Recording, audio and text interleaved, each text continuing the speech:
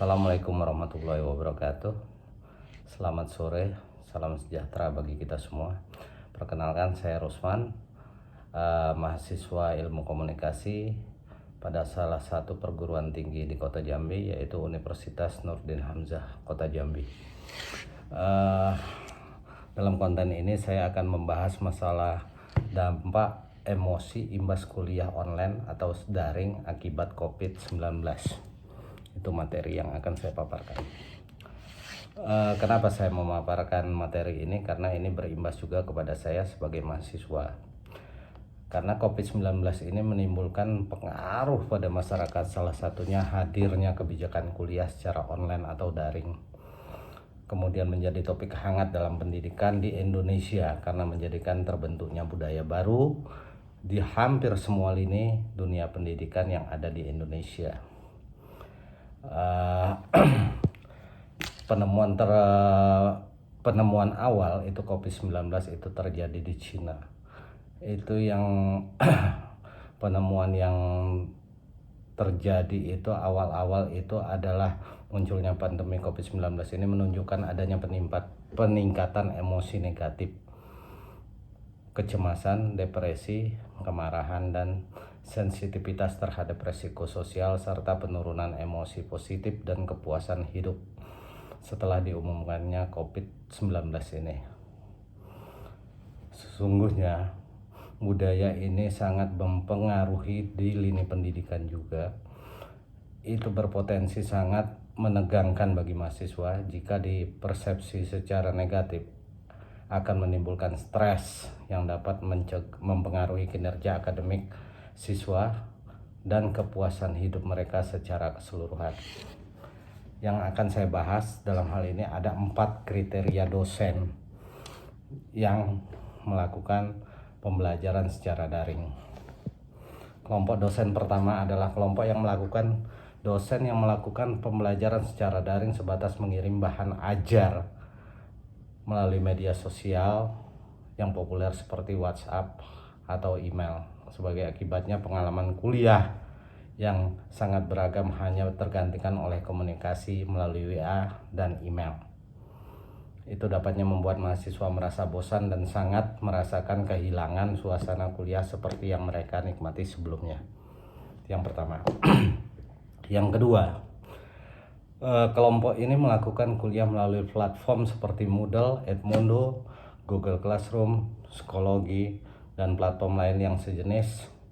Tapi di level ini dosen ini agak paham tentang LMS, Learning Management System, dan dapat memanfaatkan fitur-fitur yang ada di dalamnya serta melakukan kuis. Yang ketiga, di kelompok ini pengelola kuliah melalui platform LMS juga mengakurasi bahan ajar yang terdapat di internet serta secara sengaja menciptakan interaksi langsung agar mahasiswa tidak bosan dan terjadwal dengan peserta didik secara sinkronis. Yang ketiga. Di keempat, di kelompok ini mungkin sama dengan kelompok yang ketiga, pembelajaran secara daring. Namun mereka menambahkannya dengan instruksi belajar yang lebih bervariasi, termasuk menjadikan dirinya sendiri sebagai sumber belajar, cara membagikan rekaman suara atau video yang mereka memproduksi sendiri untuk keperluan pembelajaran daring. Jadi itulah kriteria 4 dosen yang ada pada perkuliahan daring saat ini, khususnya di Indonesia dan pada umumnya yang ada juga mungkin di negara-negara lain. Jadi saya sebagai mahasiswa juga mungkin mahasiswa yang pada umumnya mengeluhkan waktu yang terbatas karena para dosen lebih banyak memberikan tugas kuis.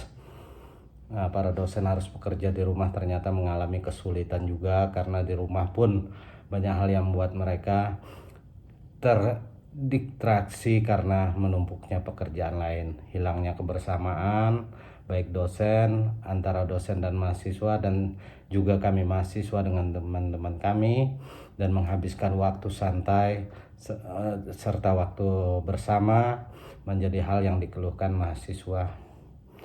Jadi itulah keluhan-keluhan kami, kenapa saya mengangkat topik hal ini. Jadi bagi kita-kita yang belajar secara daring di rumah, dan baik dosen juga yang mengajarkan kami secara daring baik dari rumah maupun dari kantor, pesan saya satu, ya marilah kita tetap semangat dalam mempelajari, menjalani perkuliahan secara daring ini. Tetap jaga protokol kesehatan. Semoga semua kita diberi kesehatan, amin. Paparan saya ini menunjukkan bukan hanya mahasiswa yang merasakan ketidaknyamanan dalam kondisi saat seperti ini, juga saya merasakan dosen pasti tidak ada merasa kenyamanan sebagai individu tenaga pengajar yang memiliki kemampuan beradaptasi. Maka kita harus berupaya menyikapi kondisi ini dengan positif, karena tetap ada sisi positif di situasi yang ada. Itu pesan yang saya tanamkan di pemaparan materi saya ini. Terima kasih. Itulah pemaparan konten dan sedikit dari saya, mudah-mudahan bermanfaat. Apabila ada salah-salah kata, saya mohon dimaafkan. Wassalamualaikum warahmatullahi wabarakatuh.